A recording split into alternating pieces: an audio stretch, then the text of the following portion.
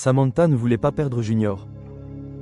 Après 2 mois de silence, elle vivait dans une douleur muette, criant chaque jour en silence.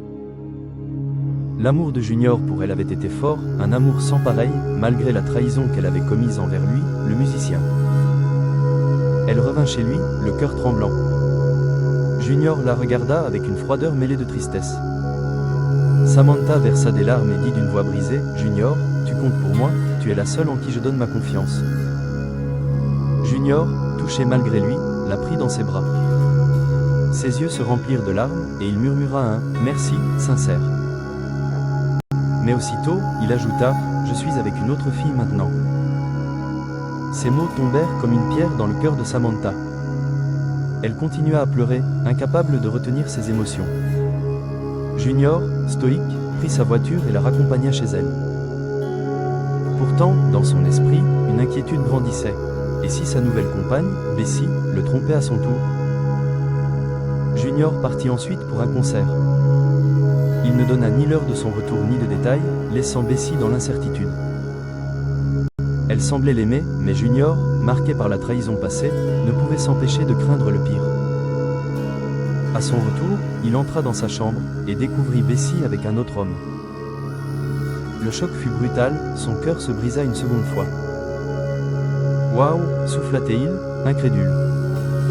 Lui qui avait cru en elle, lui qui avait espéré un nouveau départ, se retrouvait trahi encore. La douleur devint insupportable.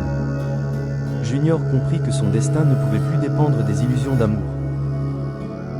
Il décida alors de se consacrer à ses ouvrages, à sa musique, à ses projets. Il choisit de transformer ses blessures en force créatrice. Ses concerts devinrent des cris de vérité, ses chansons des témoignages de résilience. Samantha, malgré ses regrets, resta une ombre dans son passé. Bessie, malgré ses promesses, devint le symbole de la trahison répétée. Junior, désormais, avançait vers une lumière nouvelle. Ses compositions portaient la marque de ses souffrances, mais aussi de sa renaissance. Chaque note qu'il jouait était une cicatrice transformée en beauté. Chaque parole qu'il chantait était une vérité arrachée au silence.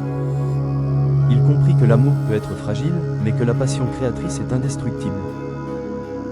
Ses fans, en l'écoutant, ressentaient la profondeur de son âme. Ils voyaient en lui non seulement un musicien, mais un homme qui avait survécu aux tempêtes. Junior devint un symbole de force et de résilience. Sa vie, marquée par les trahisons, se transforma en une œuvre d'art vivante. Et dans le silence de ces nuits, il savait que ses blessures avaient donné naissance à une nouvelle vérité, celle d'un homme qui, malgré tout, avait choisi de vivre et de créer. Un soir, alors qu'il jouait seul sous la lueur des étoiles, Junior sentit que ses mélodies n'étaient plus seulement des chansons, mais des prières. Chaque accord portait l'écho de ses blessures, mais aussi la promesse d'un avenir plus grand que ses douleurs. Les spectateurs, captivés, ne voyaient plus seulement un artiste, mais un homme qui avait traversé l'abîme et en était ressorti avec une lumière intérieure.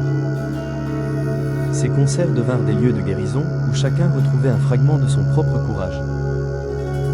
Ainsi, Junior comprit que sa renaissance ne venait pas de l'amour perdu, mais de l'amour qu'il offrait au monde à travers sa musique. Samantha et Bessie n'étaient plus que des chapitres clos. Désormais, son histoire s'écrivait dans la force, la dignité et l'espérance.